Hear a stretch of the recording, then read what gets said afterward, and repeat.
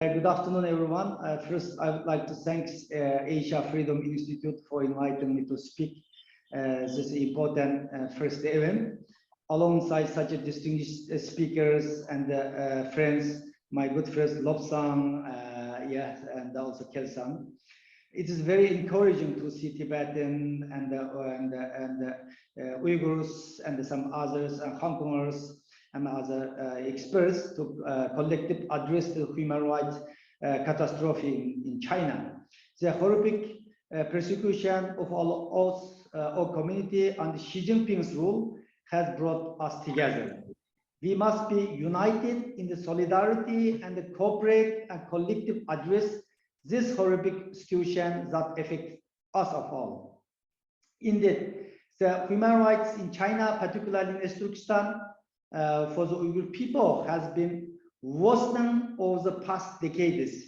But it was not until Xi Jinping assumed power that we have seen the human rights violation deteriorate to scale and severity unseen in the 21st century.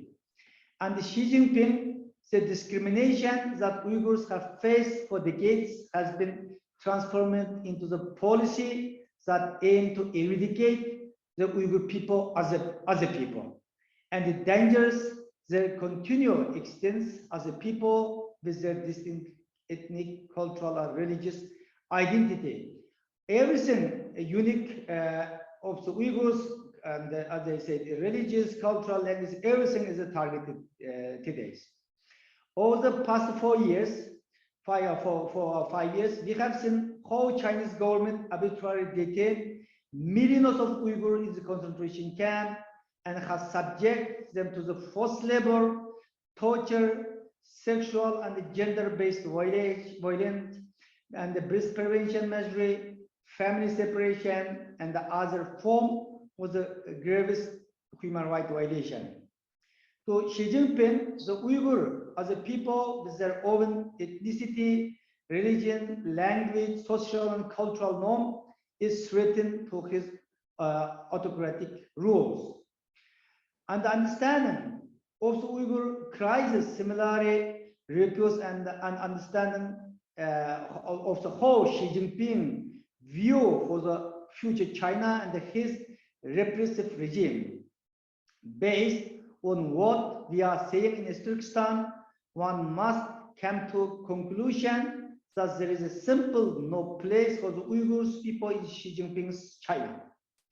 Of course, the atrocity have not gone unnoticed by the international community. By now, the United States government and the plus 10 parliament bodies worldwide recognize the China's atrocity action against Uyghur people among crime against humanity and the genocide.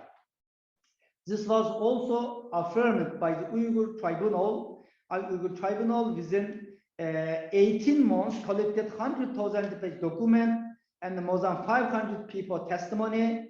And last December 9 last year, 2021, Uyghur Tribunal judgment Chinese government atrocity against is genocide crime against humanity.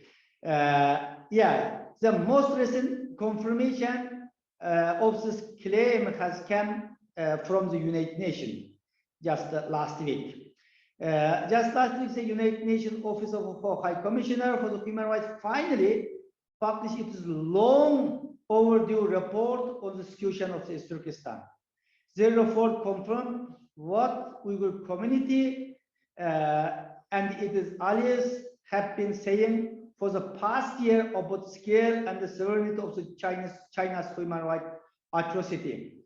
But no, this allegation finally bears stamp of the United Nations. And yesterday, also more than 25 UN experts, special reporter, and call the Chinese government, call United Nations to take concrete action, and urgent section in the Human Rights Council and appointed special mandate and special reporter to investigate the situation. This is a good step, of course.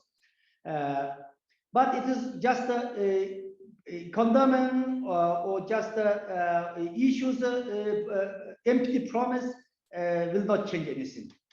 I will continue by saying this is just the beginning of the road towards justice and accountability.